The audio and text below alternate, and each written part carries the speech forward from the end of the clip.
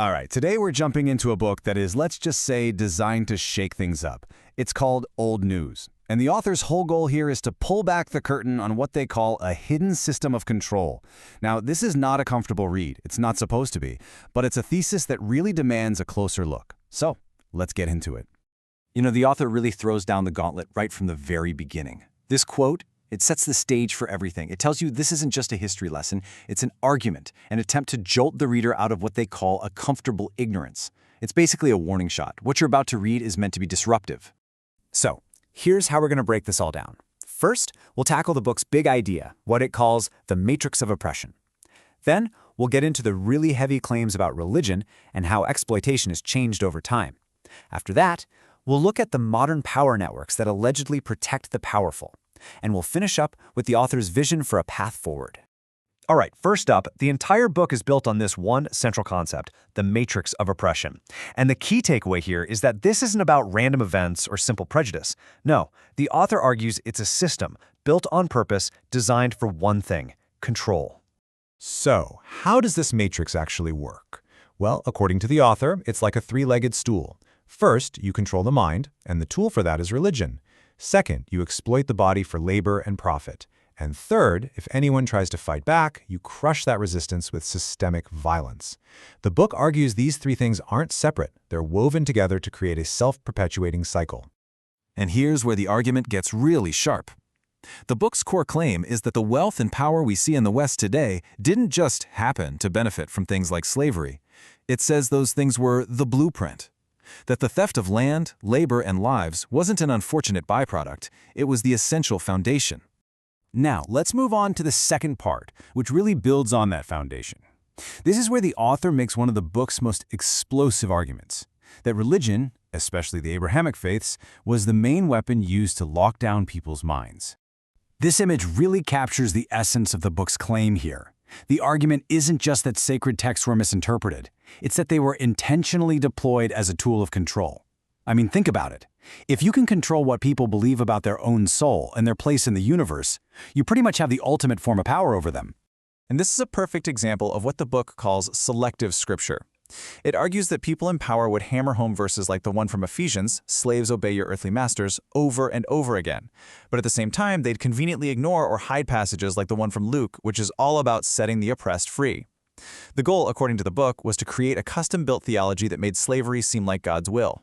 The book really dives deep into this one, calling the curse of Ham the theological excuse for centuries of chattel slavery. The author's point is that this story from Genesis was twisted and warped to create a divine justification, a permission slip from God himself for the enslavement of black people. It framed bondage not as a sin, but as destiny. And the book says this wasn't just about ideas, it was about money. It claims that major religious organizations weren't just bystanders, they were active players who profited directly from slavery. It points to examples like the Jesuits selling 272 enslaved people to keep Georgetown University afloat, and the fact that the Southern Baptist Convention was literally founded to defend the institution of slavery. Okay, so let's get into the third section. The argument here is a big one. Slavery never ended, it just got a makeover. The book claims that the underlying systems of exploitation just evolved. They changed their look, but not their basic function. Now, this is one of the most in-your-face comparisons in the entire book. The author draws a direct, unbroken line from the horrors of the slave auction block to the spectacle of the modern NFL draft. You have human beings, mostly black men, being physically evaluated, measured, and analyzed for their strength and speed before being selected by a group of overwhelmingly white owners. It's a shocking parallel, and it's meant to be. The book then takes a hard look at the 13th Amendment. You know, the one that abolished slavery, except, as it says, as a punishment for crime. The author argues that this little exception clause was a massive loophole, one that allowed the logic of plantation labor to morph directly into the prison industrial complex, effectively creating a new form of legalized forced labor.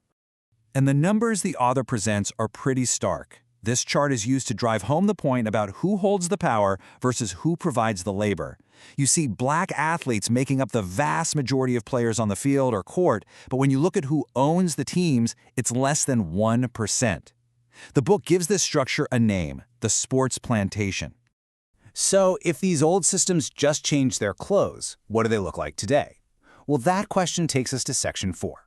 Here, the book shifts its focus to the present day, arguing that there are powerful networks, legal, financial, media, all working together to shield the powerful from ever having to face real consequences. The book uses the Jeffrey Epstein case as its Exhibit A for how this alleged protection racket works.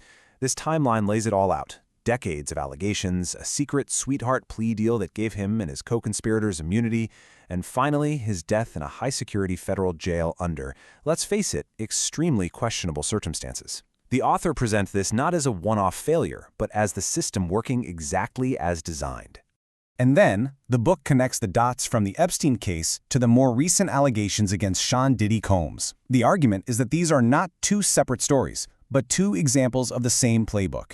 A pattern where incredible wealth is used to gain influence, that influence creates a network of people who look the other way, and if trouble ever arises, the same wealth is used for legal firepower, NDAs, settlements, to buy silence and make it all go away. After reading chapter after chapter breaking down this massive system of control, you're left wondering, is there any way out? And that's where the final section comes in. The book shifts from just diagnosing the problem to actually prescribing a solution, or what it calls a path to liberation. So according to the author, the battle has to start in your head. It's what they call decolonizing the mind. The logic is simple. You can't break out of a prison if you don't even know you're in one. So before you can change anything in the outside world, you have to first identify and tear down the mental programming, the beliefs about history, God, and your own value that the book says were put there by the system itself.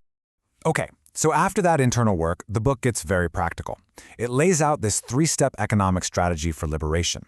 It's all about creating what it calls a closed-loop economy.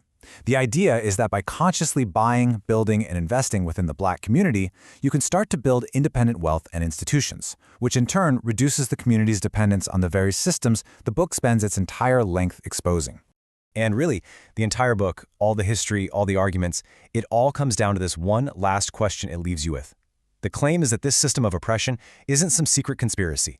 It's hiding in plain sight, so normalized that it's become invisible. And so the final challenge to the reader is a pretty profound one.